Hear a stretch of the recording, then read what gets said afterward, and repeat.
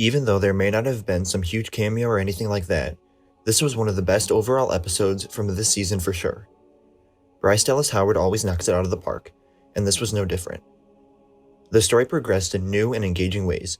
We got even more character introspection, the action, though limited, was done very well, and we even got a few celebrity cameos. Before we get into the episode, I do want to briefly mention the montage that we begin with. Normally I just ignore them, but for this one it actually helped me out a lot. I had mentioned in previous videos how we don't know what happened to the supposed Mandalorian fleet they were amassing, and why Katan gave up on the Darksaber and split from the others, but it turns out I just missed that dialogue from previous episodes.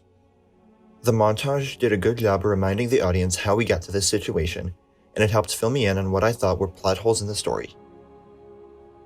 We start the episode off by getting reintroduced to the other Mandalorians, now serving as mercenaries throughout the galaxy, and I really liked the way it opened up. I don't know if it was any direct reference to another media, although I guess it was similar in a way to the opening of A New Hope, but it felt very reminiscent of old Star Wars or Star Trek. Both interior sets were very detailed, and made the scene feel very real. I thought the pacing here was a little odd, a little too slow for my taste, but I enjoyed everything else almost. The Quarren and Mon Calamari were nice inclusions, and the forbidden love between the two made for a good, however short, storyline. We also got a lot of Axe Woves in the scene, and even though his dialogue was a bit on the nose, using him to create exposition, it wasn't anything too out of the norm for me. The Mon Calamari is taken back to his family, and then we shift to Din and Bo-Katan, now on their way to the planet Plazier 15. The utopian landscape here was very well designed, and I thought the way the ship was taken control of was a good subversion of expectations. I think I got a bit worried at this point that we'd be on the planet for 2 episodes, and that the rest of this one would feel like a small, filler storyline that got us nowhere, but I was very surprised with how much I enjoyed all of it.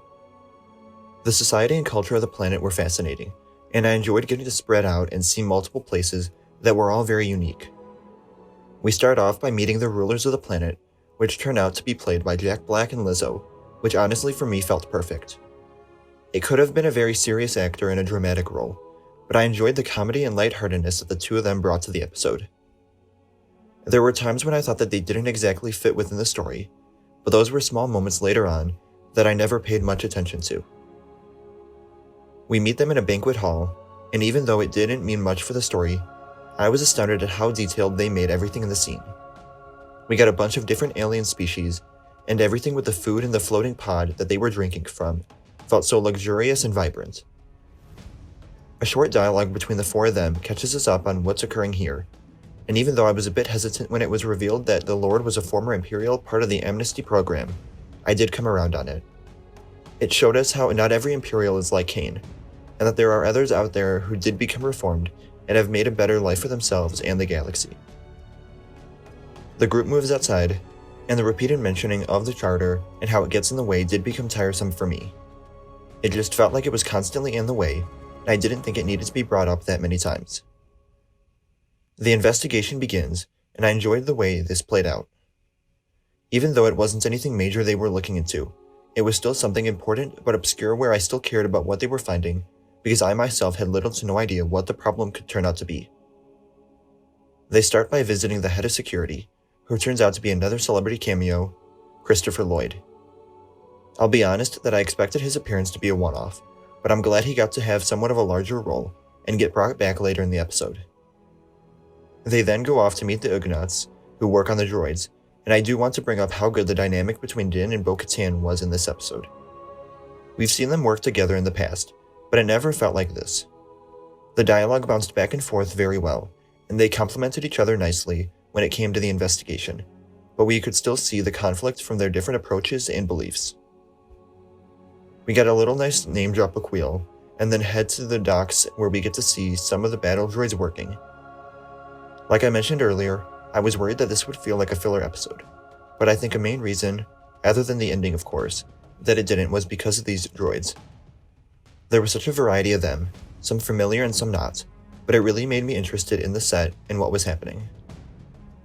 Din's means of investigation here is just to kick the droids and see what happens, and then we get our first action sequence. It initially looked weird to me to see a B-2 running, but it made the action flow much better, and even though it was short, I did enjoy it quite a bit. They're led to the droid bar seen in the trailer, and I don't think this scene quite lived up to my expectations that I had, but it was still fun to see so many different droids and see how the planet has given them another opportunity, rather than being scrapped.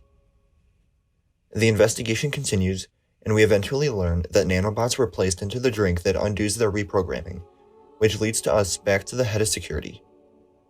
There wasn't much in this scene, but I did like the way we see Bo-Katan get a little upset after realizing he was a separatist.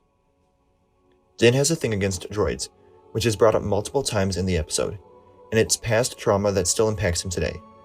Same thing with Bo-Katan. She fought these people in the war, or at least to some extent, and may have never gotten over everything that Dooku and the Separatists did. We didn't get much of Grogu in the episode, but it was nice to see him have his little moment with the Force while the rulers were playing the games. He was also knighted, which it'll be interesting to see if that ever gets brought back up again, or not. Din and Bo-Katan make their way out to the Mandalorian camp, and I loved how quiet and tense the scene was. We didn't get to see what exactly happened that caused Bo-Katan to leave, but we could still feel that it was big. Bo-Katan and Axe Woves fight for leadership in the second piece of action we get in the episode, and this one was definitely fun to watch, seeing them both utilize various Mandalorian gadgets throughout the fight. She wins, of course, and then we get the answer to the question so many people have been asking.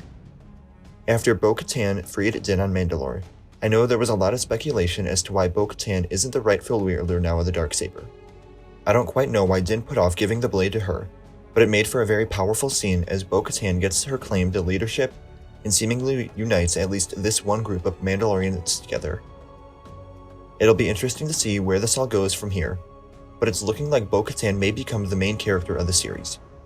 She's got the Darksaber, the Mythosaur, and the backing of all Mandalorians we've seen on screen so far.